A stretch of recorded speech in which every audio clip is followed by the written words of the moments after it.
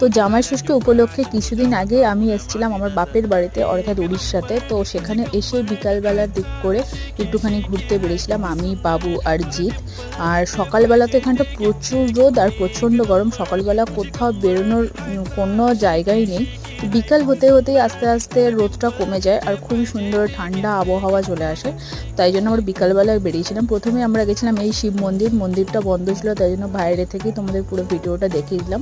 এই মন্দিরটা হচ্ছে উড়িষ্যালো মন্দির বলা হয় আমাদের এখানে। তারপর আমরা এখান থেকে সোজা চলে গেলাম আরেকটা মন্দিরে, যেটা হচ্ছে ইঙ্কট। তো ওইটা খুবই ফেমাস এখানকার মন্দির, আর ওটা দিন বেদিন আরও ডেভেলপ হচ্ছে। তো চলো এই মন্দিরটাও তোমাদের ঘুরিয়ে দেখিয়ে দিই। দেখো এইটা হচ্ছে মন্দিরের বাইরের দিকটা। তো পুরো ভিডিওটা দেখতে হলে অবশ্যই আমার পরের ব্লগগুলোতে চোখ রেখো। সো আজকের ভিডিওটা এতটাই। ভিডিওটা ভালো লাগলে ভিডিওটাতে অবশ্যই লাইক শেয়ার চ্যানেলটা সাবস্ক্রাইব করে দিও। আর এখানে টোটাল 108টা শিবলিঙ্গ আছে। আজকের জন্য টাটা।